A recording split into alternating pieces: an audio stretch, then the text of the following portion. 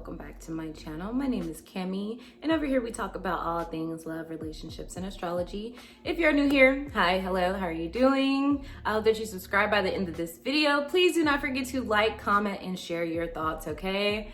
We're finishing up part 3. I promise this is the last one because I know it's been a journey. But we're gonna start off through Capricorn and end in Pisces. So let's get started, lovers. Well, Capricorn and Aquarius.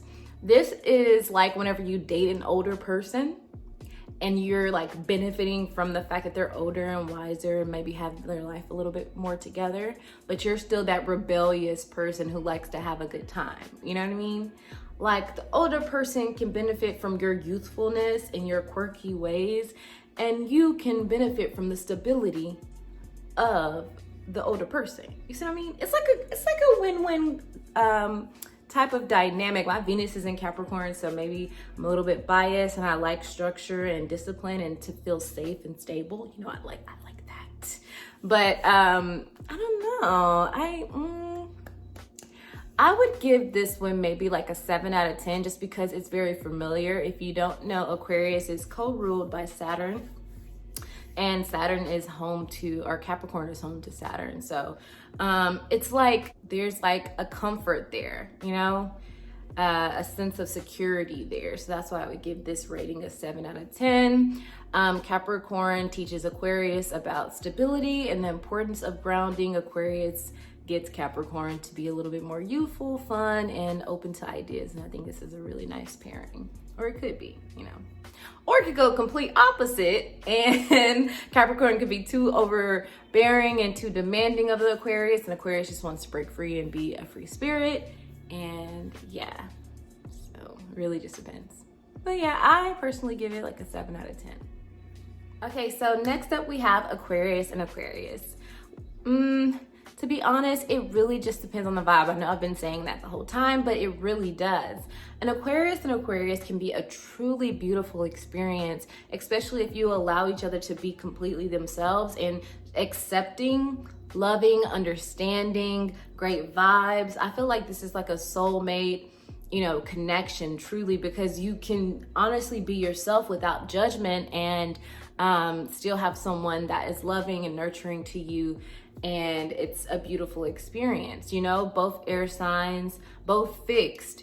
Now that could be an issue because both of you guys are stuck in your ways. Even though you're spontaneous and like fun to be around, you're still stuck in your ways. So let's say one of the Aquarius is evolved and the other one is still like stuck in their, you know, patterns of destruction. That could be really difficult for, you know, Aquarius to like get out of those habits that could be destructive or self-destructive to them. So it really just is more so about the vibration of the couple. If these are high selling, high loving, high frequency people, then you have no problem. They'll allow each other to do whatever, you know, and still trust in the fact that love is there, that commitment is there, because Aquarius, you know, they're in the air, but they're also very fixed, like I said. So that means that once they commit to someone, they're committed, they're loyal, they're, you know, loving. Their loyalty might not be an ideal, you know, situation as like a structured or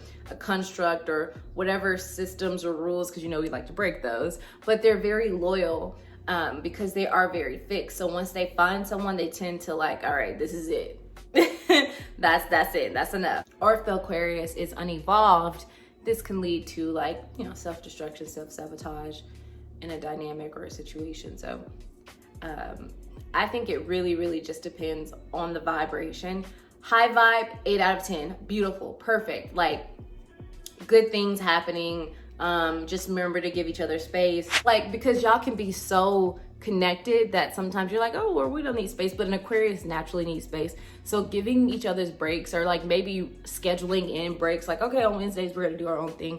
It's really important because you can burn out easily, Aquarius, even though you're like, oh, they're an Aquarius, like they understand, but no, you have to take breaks. I think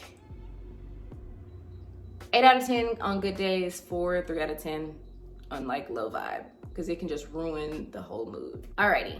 So last but not least is Pisces. So what I think about Pisces and Aquarius, it's like my sun and my moon sign getting alone for once in my life.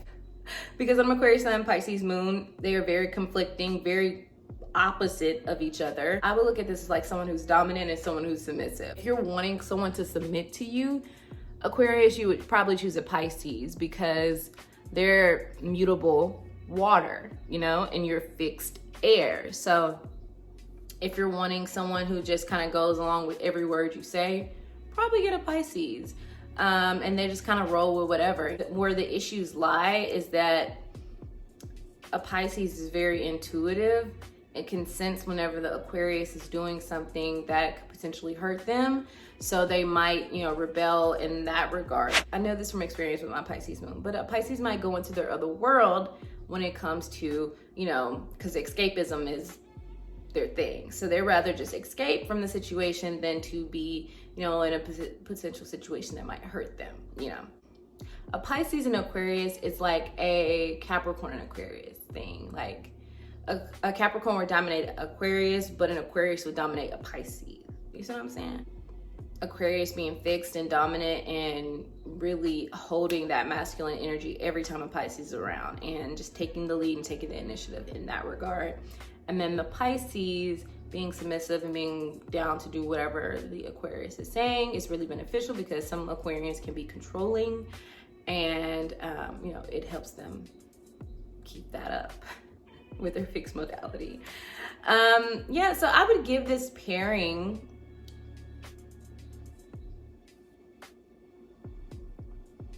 maybe a 5 out of 10. Maybe a 5 out of 10. I think that's very fair rating because you can only, a Pisces is only gonna allow you to do so much before they just escape from, and once they escape from the reality, you might as well just clock them out completely because they're over it. And so they probably have like someone else on the side, like, okay, you're done. So I hope this was helpful. If you like it, please make sure you like it, comment, subscribe, and I will see you in my next video. Until next time, lovers.